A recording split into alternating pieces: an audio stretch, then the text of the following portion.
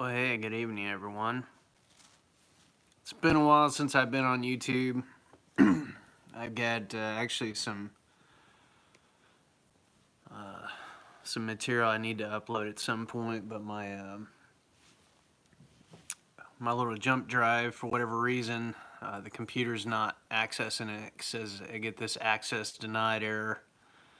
Something about permissions. What's weird is I can put it in on another computer that we've got and it works, but the software's on a better computer.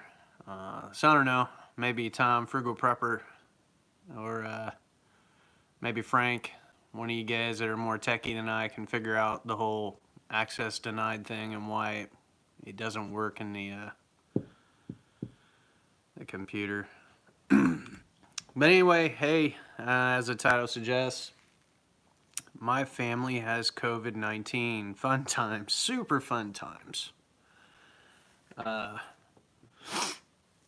This past week, we were notified that we were potentially exposed. I think that was on like Friday. Anyway, my wife fell ill first, I guess Thursday morning. Was not feeling real well. But she has lots of times when she's not feeling real well, and just that's part of it, so it's kind of like, do you have a fever? Do you have those symptoms and all that? And she was doing okay, so I did kind of sequester myself at that point. We got an extra bedroom downstairs, so I made sure I kind of kept my distance and stayed down there. But anyway, I guess Friday, this past Friday rolled around. She's feeling worse, so while I was at work, she informed me, that she's going to go ahead and get COVID tested. So I was like, okay. I try to keep my distance at work, and for the most part, wear the mask and all that, but I had a few employees that interacted with me. And had a few times when I wasn't like perfect in doing all the different stuff. So anyway, consequently, I think late Friday night, I ended up getting a low-grade fever, and then real late, like 1 in the morning, just pretty miserable, a lot of head pressure, headache, body aches, fatigue. Could feel my heart beating, so I timed my pulse, make sure that I wasn't gonna go into cardiac arrest or anything like that. Was within tolerance, so made it through the night, and the next day just completely fatigued. I'd go a couple hours, be okay, and then it just kind of hit me, and I was like, man, I gotta take a nap. And I just nap for a couple hours, get up again, kind of repeat that whole cycle throughout the day into the night. And then yesterday, Sunday, feeling a little bit better, but still fatigued and body aches, but the head pressure was starting to subside. I guess this past weekend, well, since then, I've just been loading up on all kinds of supplements, vitamin C, vitamin D, zinc, multivitamin. I've been taking all the homeopathic stuff I can think of. We got all kinds of stuff that's like in this like dispenser where you turn it down, it drops a little pebbles, almost looks like fertilizer, into a little cup, and you put it under your tongue and it dissolves. One of them is supposed to like interfere with viruses. It's actually like a medication for warts. I don't know.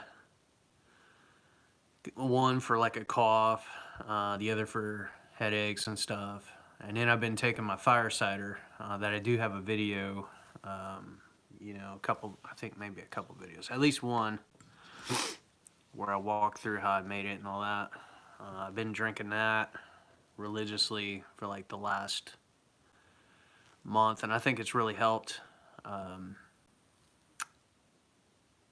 you know, 'cause my recovery is going, I think, a little bit better than my wife's. She's still struggling with a fair amount of chest congestion and stuff. We've been trying to keep moving, trying to stay up, trying to keep walking around, trying to just not be sedentary and sleep all the time.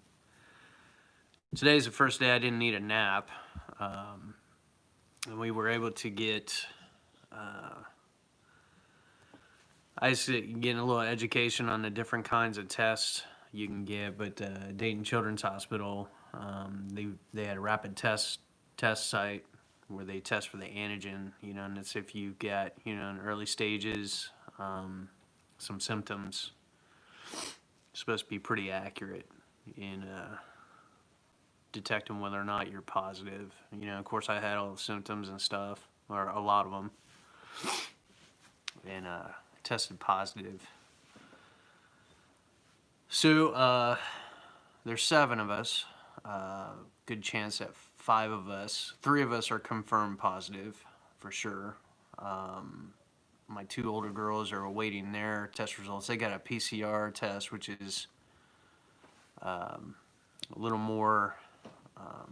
It's a different kind of test. It tests for traces of the virus.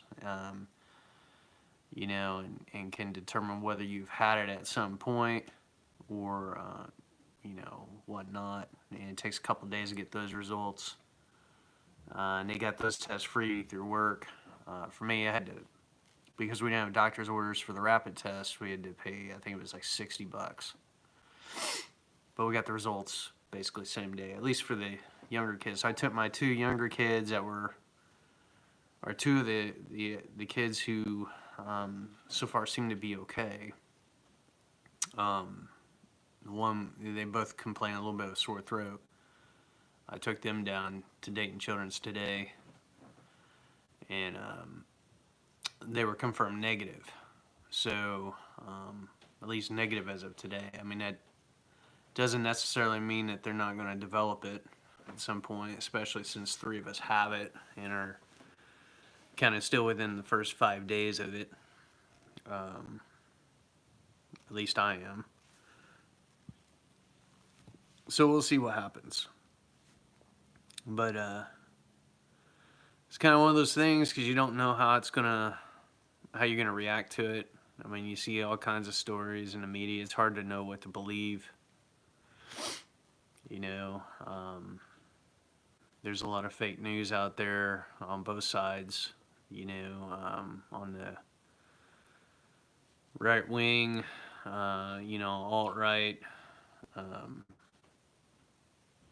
You know, it's a scamic, it's a pandemic, it doesn't exist, it's not real, you know. It's just like the common cold, everybody's going to recover. You know, the people that are dying and whatnot have, you know, advanced complications of some sort, so it's just taking them out like a flu would or, you know, whatever. And then you've got the other end of the spectrum where, you know, can't be around anybody, let's sequester, you know, practice strict social distancing, masks, all the guidelines and stuff. You know, let's order our groceries, let's basically live online, work from home, just not interact with anyone. So I know we've kind of taken a middle of the road approach where we are, you know, wearing the masks.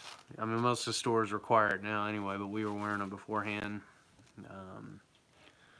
You know, kind of limiting, picking and choosing our activities, not going out, you know, in a bunch of public spaces, like, you know, different places people congregate to have a good time, maybe aren't practicing the best hygiene. We limited our indoor restaurant eating to and stuff like that. Um, yeah, at least in a family setting.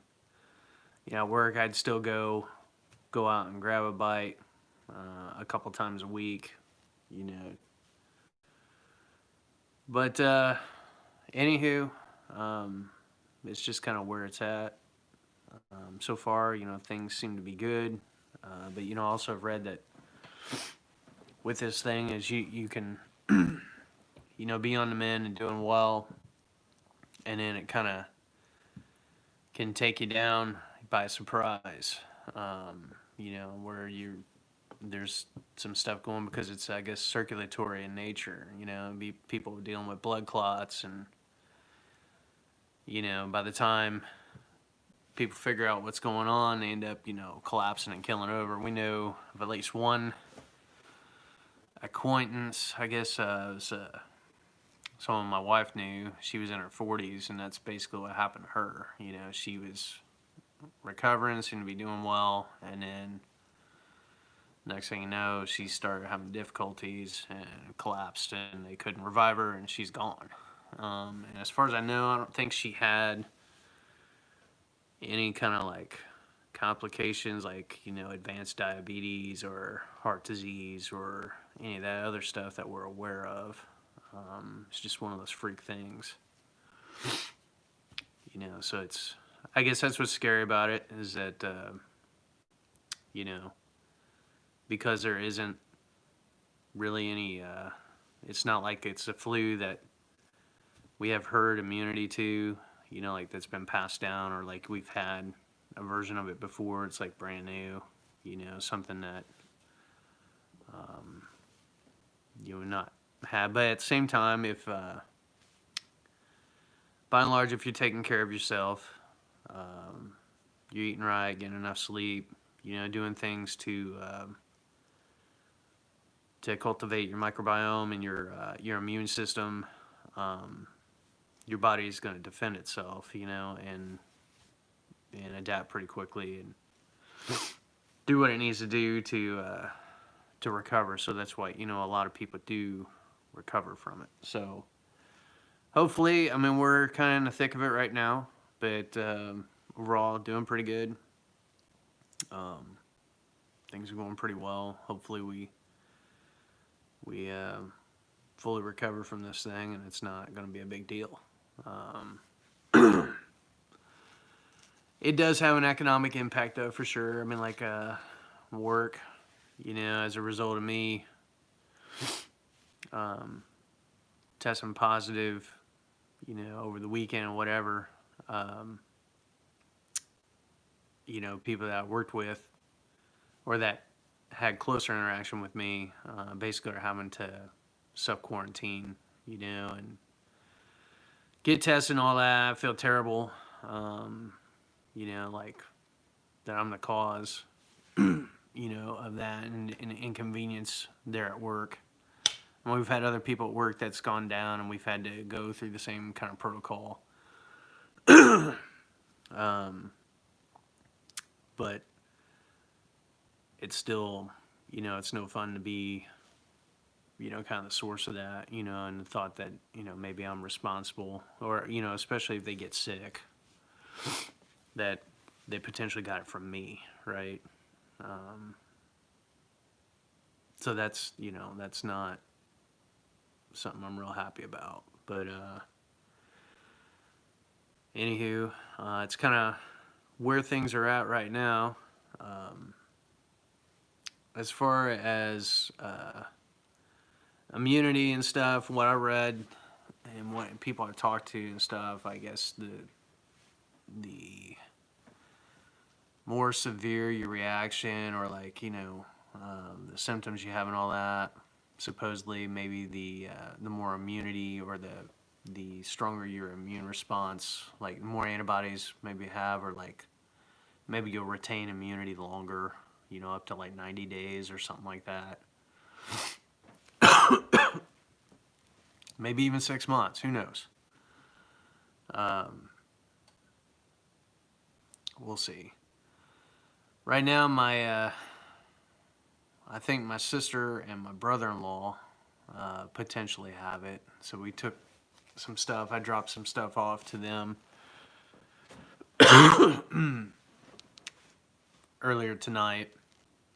I gave them a bottle of that fire cider, and they sent me a video of I guess my sister's husband trying it, and I was proud of him. He was actually able to take the whole shot glass, and he gave a little cough, but he was able to swallow it down, and even thought it tasted pretty good. So that was good. So far, my dad, he went and got tested today. He came back negative, so he's still in the clear, which is good because he's like 76. I think he's 76.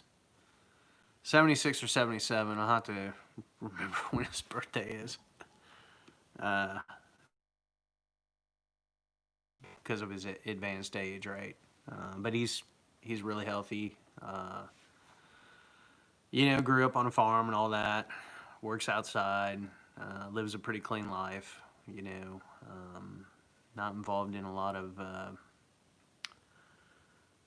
just stuff that's going to be detrimental to his health. So I think he'll probably be fine. But needless to say, all this has kind of put a damper on the holidays. We've had to cancel events and stuff, or just the little get-togethers we would normally be doing. That was going to be socially distanced or smaller gatherings. All that's canceled, and likely I won't be going back to work on the site till like December 22nd.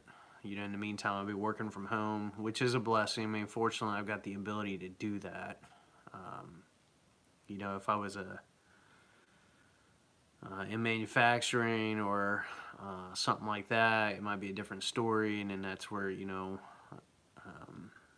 they'd have to give me the paid time under that CARES Act deal to cover me. I'm glad I don't have to take advantage of that I can continue to work for the most part. Maybe I'm not as productive, but probably pretty close. Even though my days may be more interrupted, my days longer because I'm, works with me. And so, whether it's, I do HR, so I'm, whether it's recruiting or following up on administrative stuff or fielding questions, whatever it might be, there's always something there to work on. So anywho, that's kind of where things are at. Trying to think what else is going on. We did get the garden put to bed. I don't know if James is watching. My buddy James, he's kind of a new friend. Kind of met him this year. He's got a son that's I think the same age as mine, and he's got the same. His son has the same name, Samuel. And just really neat guy. He offered to come out and help me spread all the leaves. We got 3 just huge piles from Moorfield, the township, and they were probably about 25 foot in diameter, about 4 or 5 foot high, 3 different spots. And so it took us a couple days, but when James and his son came out, we were able to finish off the other 2 piles. So everything's spread out. There's a good, probably, at least a foot and a half in some places, leaf mulch covering the whole garden. And so it's pretty well wound down.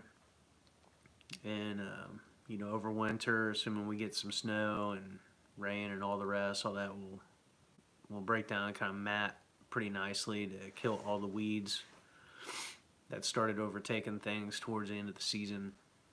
And so we'll be able to peel that back and get that going. Well, hey, Gardening Channel with Ray. Thanks for popping in, man.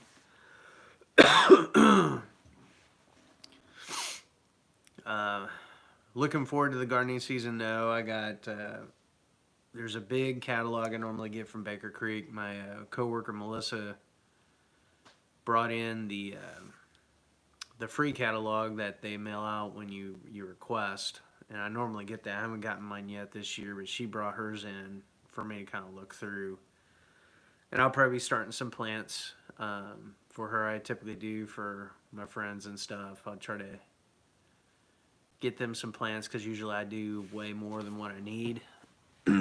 You know, so A, I can give them away, and B, if anything dies or, you know, something happens, I've got replacements.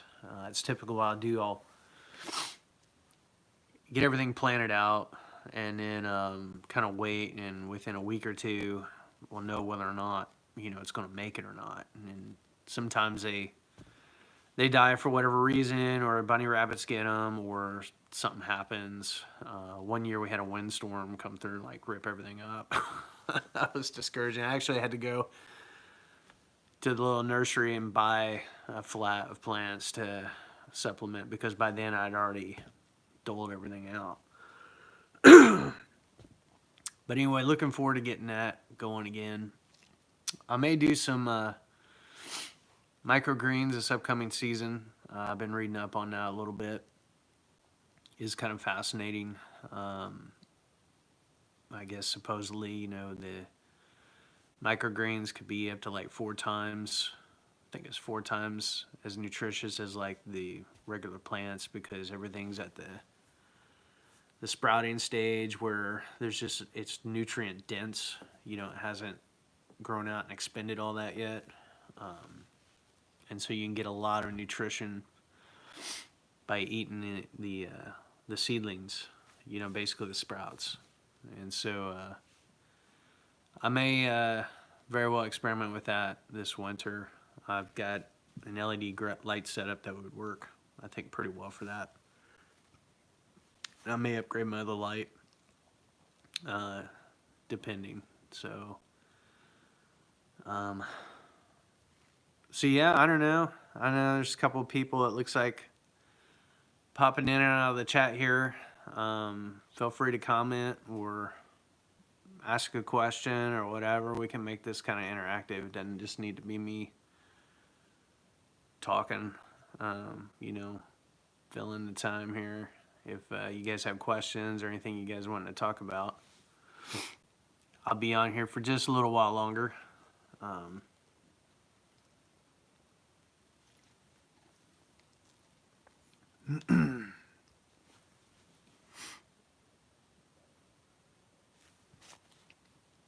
Guess I don't really need to wear this because nobody's down here right now. Most of the kids are in bed. The older kids are still awake, I think. But everybody else is down for the count. I'll be heading that way here shortly. If you guys know of any, if you guys have experienced COVID, you know, and overcome it successfully, maybe share your tips. What'd you do to recover? Do you have any lingering symptoms? Is there anything, any other ill effects? Because that's the other thing too.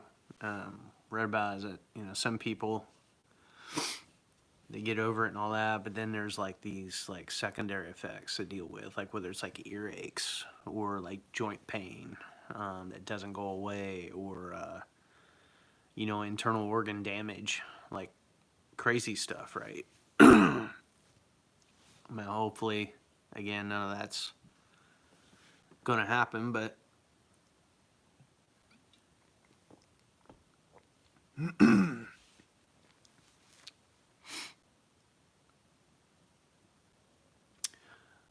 there's something I'll let's see here. Maybe we can take you on a little walk.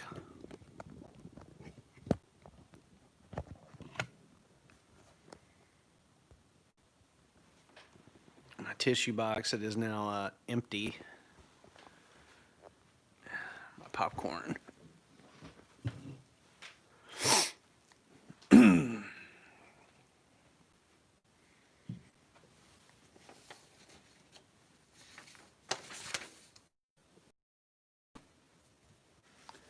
I showed this maybe in an earlier video.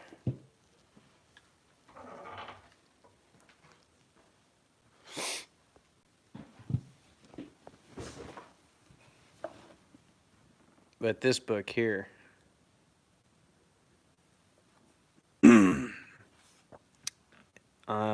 been kind of flipping through it, but man, a lot of cool stuff. If you want to learn how different ways to use herbs or prepare them for medicinal use, this is a really cool book. Just kind of goes over a lot of the general principles. You know, different types of herbs, different ways you can prepare them. You know, right now what I've been primarily using for is that fire cider, just basically infusing vinegar with the, you know, by steeping herbs in it. You can do the same thing like with oils, you know, create your own essential oils. There's a lot of different things. There's a whole slew of recipes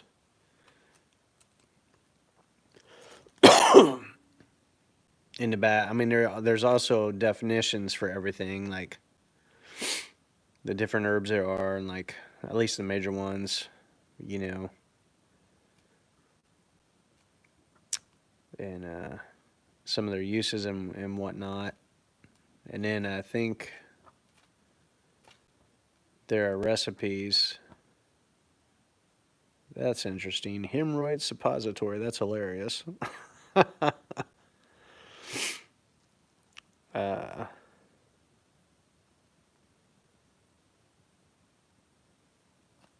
But a pretty practical guide on what to do and like what, you know,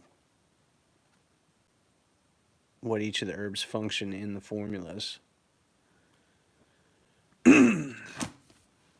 So anyway, I still got a lot of reading doing that. You know, and I'm not a doctor by any means. I mean, who knows? Maybe I'm allergic to some of that stuff. I mean, that wouldn't be a fun experience, you know, to prepare that and end up trying it, you know, and then find out I'm allergic to it. Which is a funny story, I guess.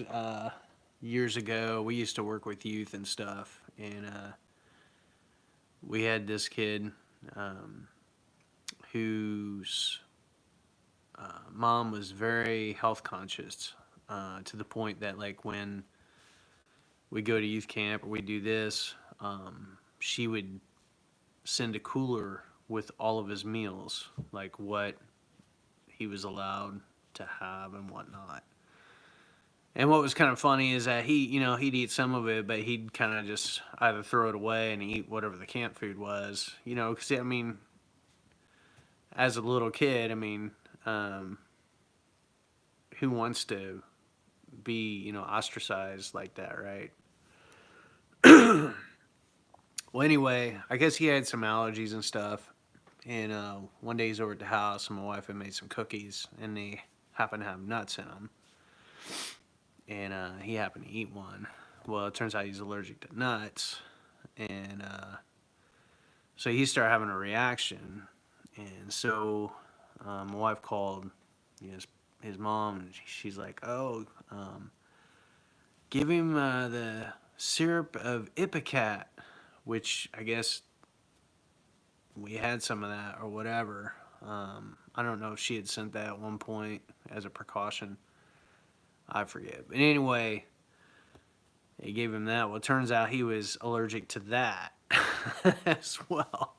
So it was like a double whammy on him. They ultimately had to take him to the hospital and give him, you know, whatever they normally do to help alleviate all that. But anywho, I saw a comment on here about flowers.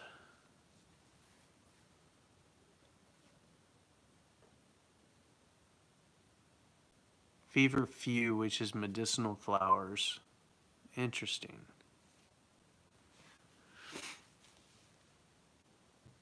My sister's into flowers. She typically grow like sunflowers. She loves doing those, and she's got all kinds of other stuff. I haven't really explored that a whole lot.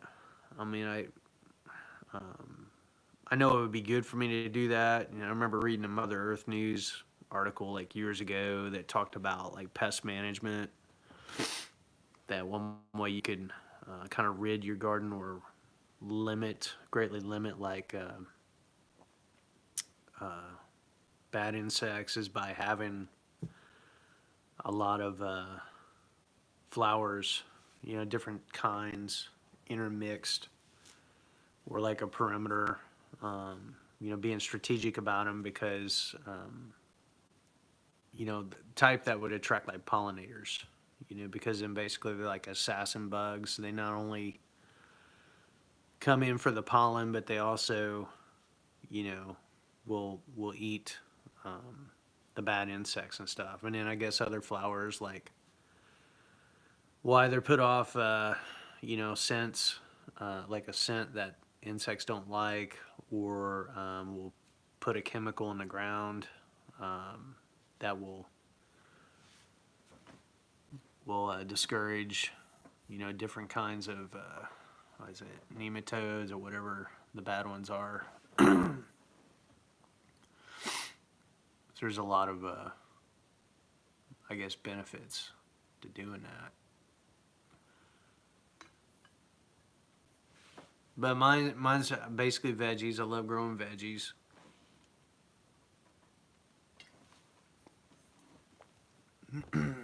All kinds of tomatoes.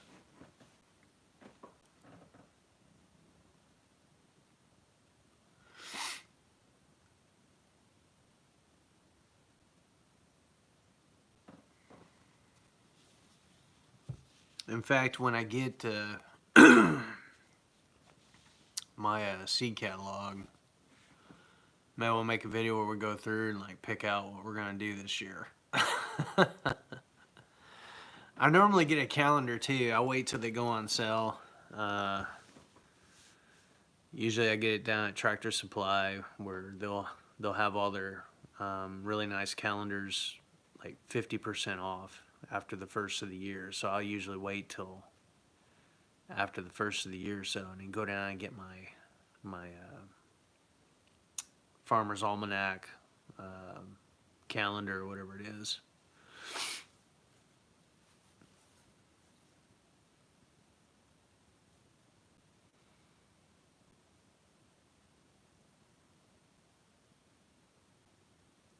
Yeah, I think it's a great thing for sure. I know one year I remember I was experimenting with cover crops, and I did I think it was clover, and I did buckwheat. And I remember the buckwheat in particular, it came up real quick, flowered pretty quick, and there was all kinds of different, like, all kinds of bees, all kinds of, like, wasp, all kinds of just stuff I had never really seen before that was in there, kind of feasting on the pollen and stuff.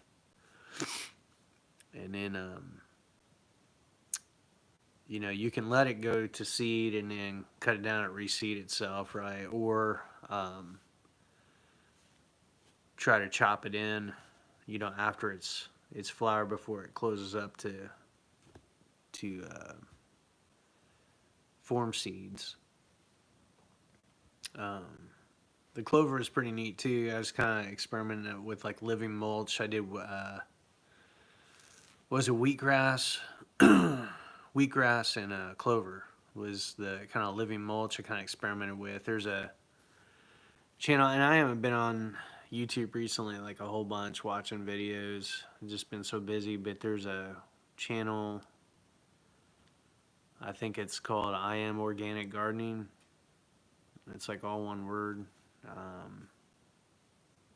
The guy's in, I think, New Jersey, and has an organic farm. It's like completely like no-till, and he basically has a ton of leaves brought in, and then he's using all these cover crops, planting trees. Like he's doing kind of back to Eden type stuff. Really neat. I should check him and see how he's doing.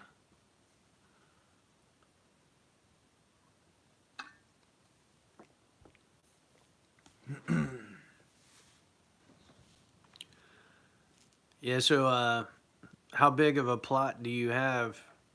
Is it Ray? Yeah, Ray. How big of a plot do you had to play on?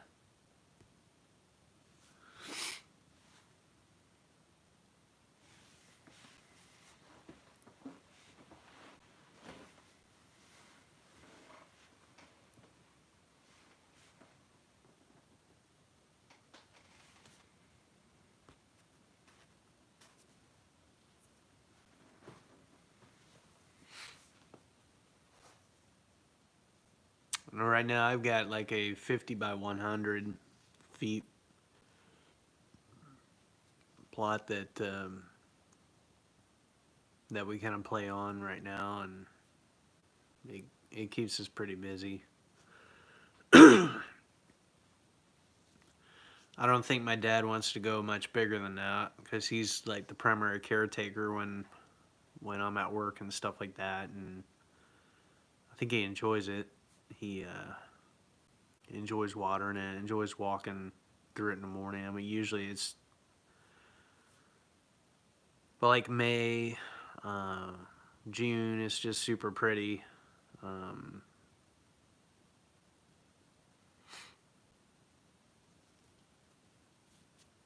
that's awesome, man. Do you have like a tractor or anything? Do you do no till? Do you use like um, farming implements like a tractor or a two-wheel tractor or manage everything with a tiller? Or are you doing broad fork or raised beds, raised berms? I need to check out your channel. I haven't. I actually need to probably write down.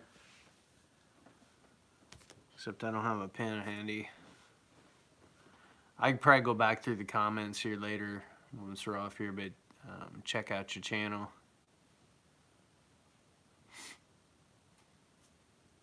Kind of see what you got going on.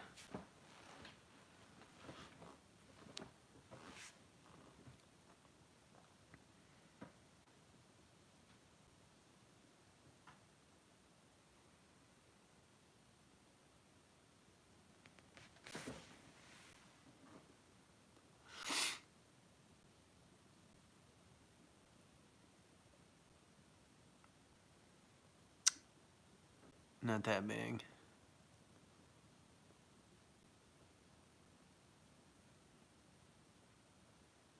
Yeah, I know for me right now, I got a couple different tools. I've got a pretty big tiller. Um, oh, that's cool.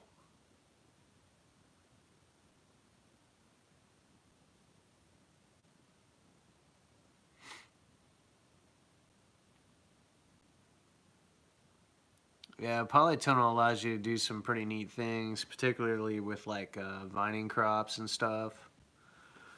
You had tomatoes and being able to extend your season.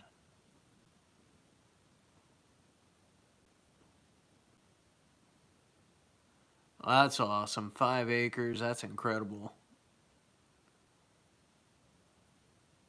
And that's awesome too, being in winter and still having full production. Me, we're shut down by like October. Really, yeah, by October, once we get the frost, we're done. I don't really have anything going, because then the weather gets really just wet and nasty. And it becomes just difficult, living in Ohio to manage it. Though it's been a little drier this season, but I've got a little greenhouse, a little Poweram Harmony greenhouse. It's like 6 by 8. That's real nice. I got it like almost 5 years ago, 4 years ago. It's held up like super nice. My family kind of pitched in and got that for me because they knew I love gardening and stuff. It's kind of 40th birthday present.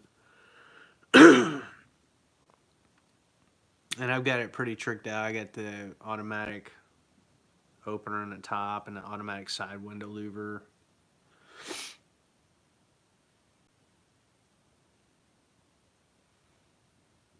Yeah, I want to use it more.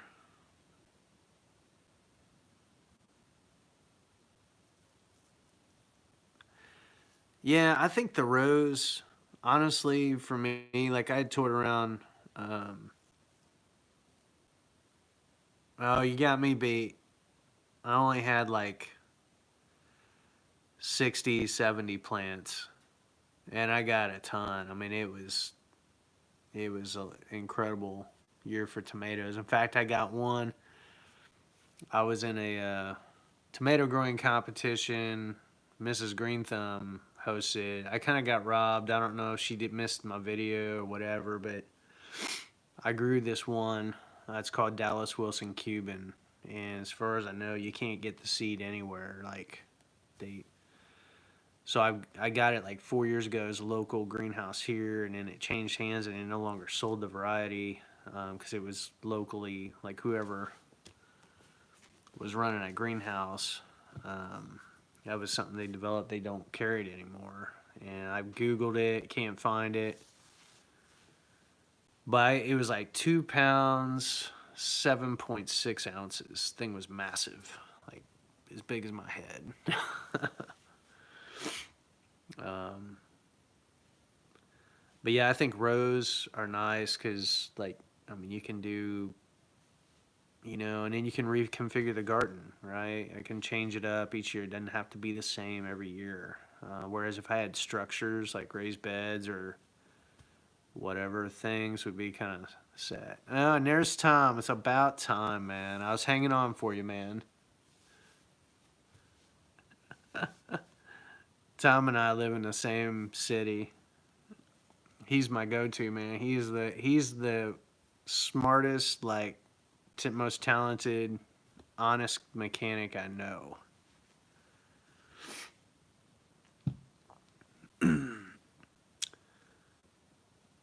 Yeah, going back to the greenhouse, I guess Sarah, you were talking about that. Um, I'd love to use mine. Oh, you missed the date. Well, like I said, she kind of robbed me. She didn't even recognize um, anything. Like her winners were like basically her friends.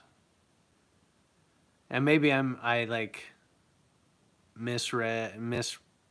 I don't know what I did wrong. She hasn't told me either, and I just, oh well. Um,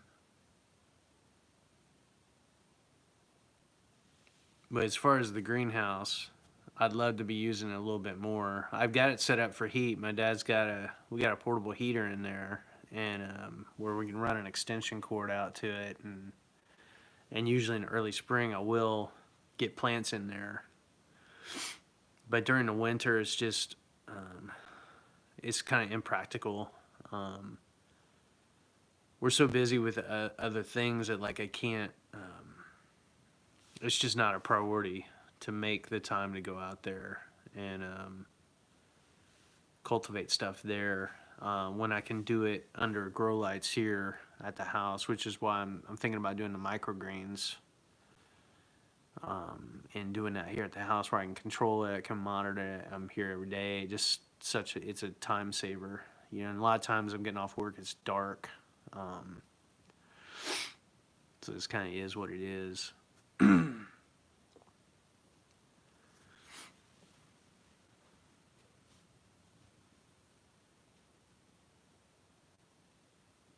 But yeah,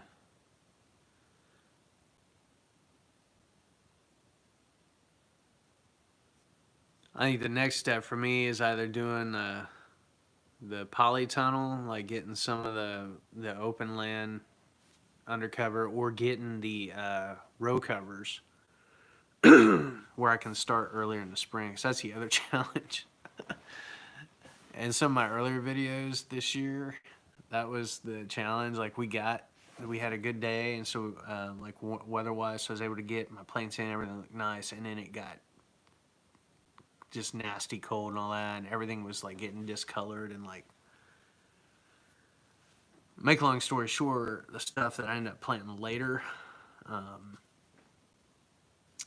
ended up catching up to the stuff that struggled through. So it's kind of like, maybe I start later. Yeah, Tom came back negative.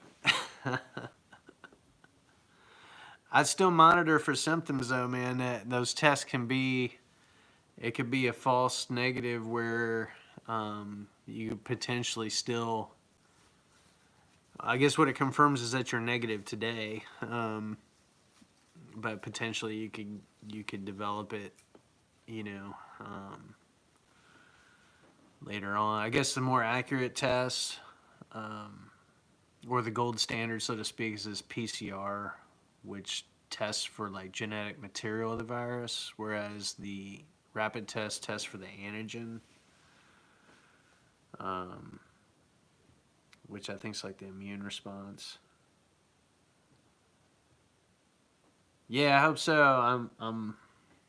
This is the first day I didn't have to take a nap, and I'm still going strong. And it's only like, I guess like what, probably 11:20, 11:30.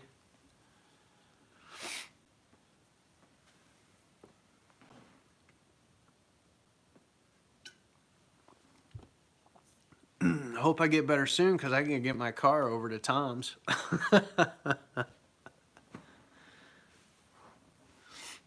It's funny, we were joking around because I was corresponding with him earlier today because I was in line to get the test, and I noticed like the thermostat warning light was coming on, like the engine was getting too hot. I was like, what in the heck? So I shut it down. And I have plenty of coolant. That's not the issue. I don't think that gasket blew out that Tom had replaced earlier this year. I suspect it might be water pump related because there's been some like clanking noises, which like maybe water pump noises where the water pump's going out again. I got a 2007 Buick Lucerne that's got almost 200,000 miles on it, and it's been over to Tom's multiple times. He's done some extensive work on it. Still runs great for the most part.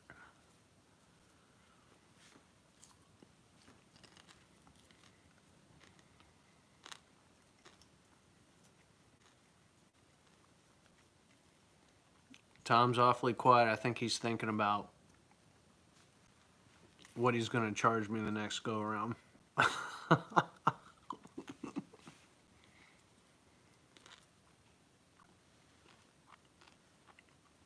Oh, yeah, I remember that. There was an issue at one time with that, right? Where there's like an air bubble or something. Kept it from going into the... Yeah, I should check that.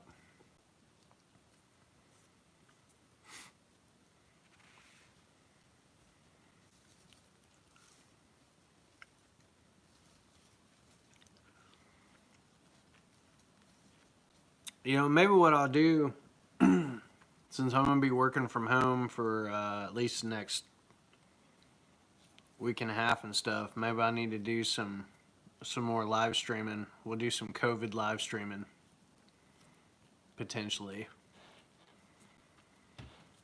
Catch up on gardening and talk about whatever you guys want to talk about. Help get my views up too, because I was able to monetize this past year. Not that it really matters. I mean, I'm not making hardly anything on it.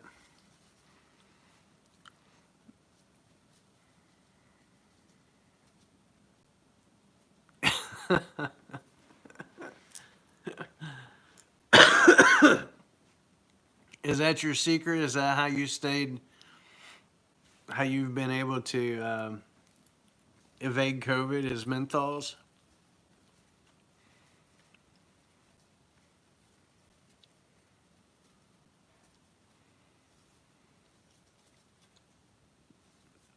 My brother-in-law is, oh, you quit. Ah, good for you, man. Well, if you quit, what did you do with all that tobacco?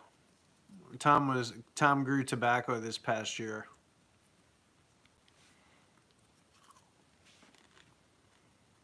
Did you harvest any of it, or did you just let it like go to seed and die?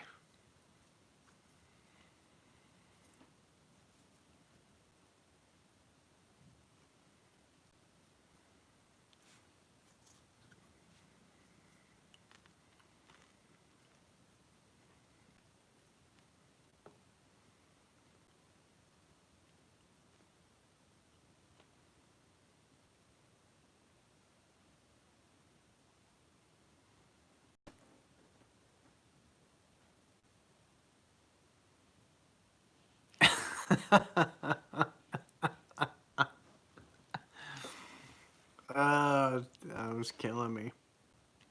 Oh, Nurse Frank. It's about time, Frank. It's been a long time, man. We're having fun. Gardening with Ray is here. Sarah is here. What's Sarah's last name?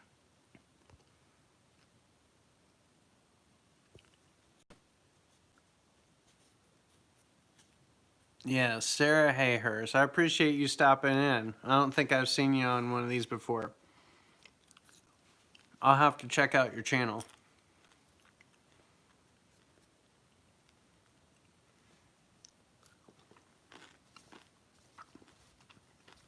Yeah, Frank, we were just discussing maybe I need to pick up the live streaming again since I've got COVID and we'll be working from home for the next at least probably 10 days.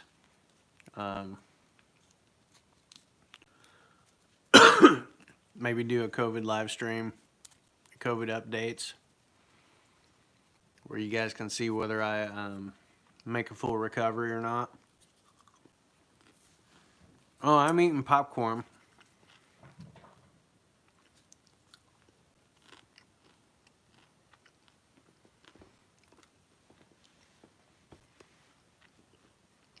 It's a little stale. Yeah, it's always fun to catch up on YouTube. I don't know about you, but I go through stages where I just am kind of over YouTube. You know what I mean? Like, there's just so much, there's so much on it anymore, and just kind of like, I've already made a full recovery. I feel good. I was telling everybody this is the first day I didn't have to take a nap, which is actually pretty remarkable because I didn't fall ill till like late Friday night.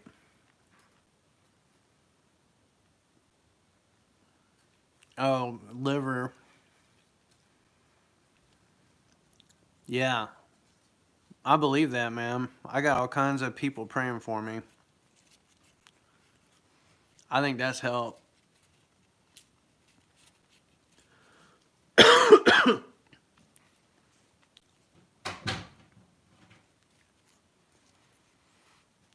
I don't think I gave you the update, but three of the 7 of us are confirmed positive. Likely 5 of 7 of us have it. The other 2 we're still waiting on test results. And 2 of them are, as of today, tested negative for the antigen. So they're negative so far. It doesn't mean that maybe it's incubating and they might potentially get it from us down the road. I mean, the fact that the majority of us have it doesn't bode well for those who don't here in the house. We're trying to wear masks, like when I'm not by myself, when I'm upstairs, wearing that. We got Lysol wipes. Anything I touch up there, I'm wiping down. And basically, I'm not really cooking a whole lot. Yeah. You don't like working from home, Tom?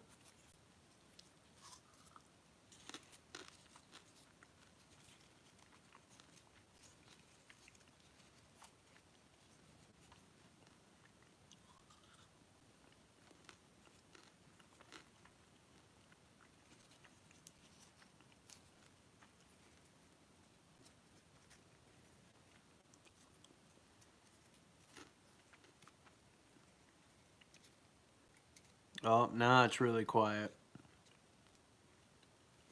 Oh, yeah. That is the catch, isn't it?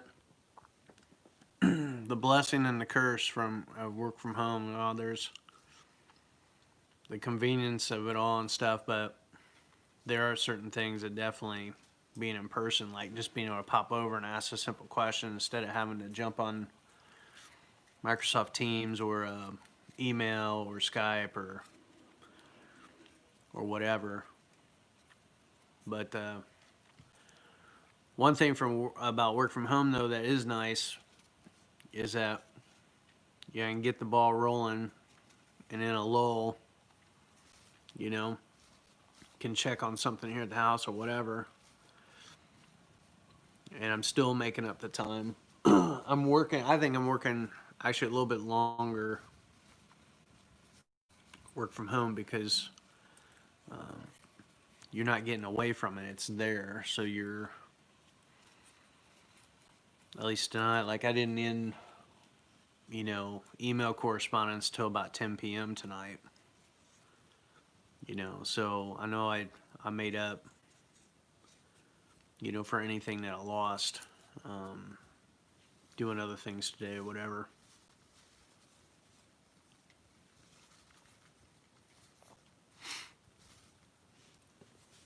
Guess it really depends on the company. It depends on your work, like what you're doing. Um, I mean, some people don't have a choice. They've got to work on site because like they're making stuff or involved in some kind of production role or something that's like really like super collaborative. And they just don't have the technology for it, or the leadership, the ownership isn't open to it. Yeah, well, you say that when you'll think it's not real work when all of a sudden you don't get paid. Payroll gets botched. That raise doesn't get processed. Oh, wait a minute. That's happened to you a couple times. No, that's not funny, man. Yeah, you can't. That's true. You can't install garage doors remotely, but you can get them to work remotely.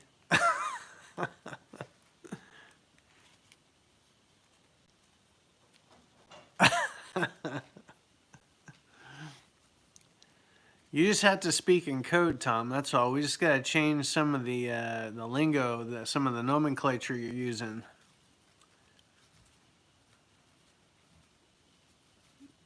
The intent of the message can be the same. We just need to polish it a little bit.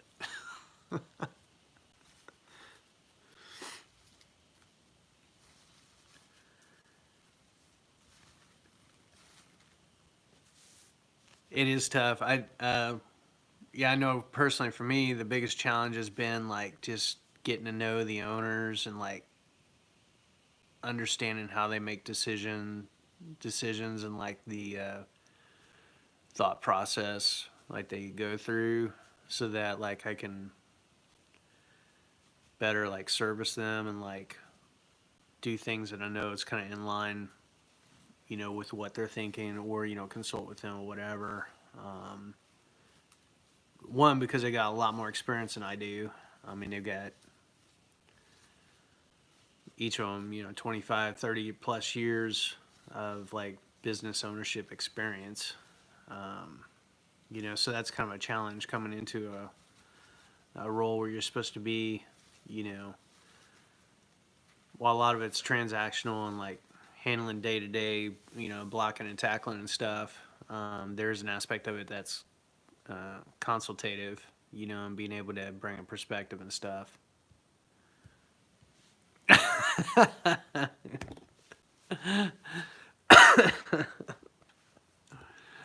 Oh, shoot. Too funny.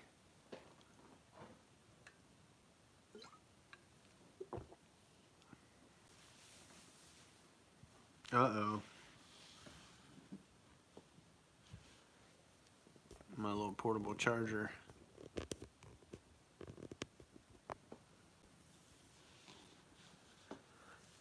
Well, I should probably call it a night so I can get some rest. Maybe walk up the stairs and cough up the phlegm that's in my lungs before I go to bed. But yeah, who knows? Maybe I'll be on here tomorrow night and make it a COVID party again. Talk about life, whatever else going on. Catch up with you guys. It's been a while. So I appreciate you guys hopping on. And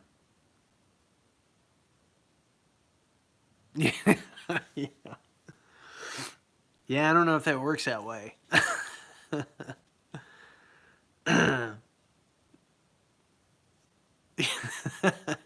Yeah.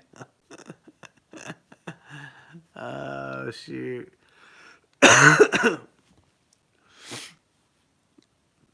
That's funny. All right, well, Lord willing, I'll see you guys, if not tomorrow, later this week. We'll see how the next couple of days go. But been good chatting with you guys here a little bit. And Ray, it's good to meet you, man. We'll have to hopefully you become a regular, man. If I pick up the live streaming again, I did last winter. We tried to stream, a fair amount, but yeah, I have to check in with you, man. Yeah. Oh, shoot. All right, guys. I'll catch you on the next one.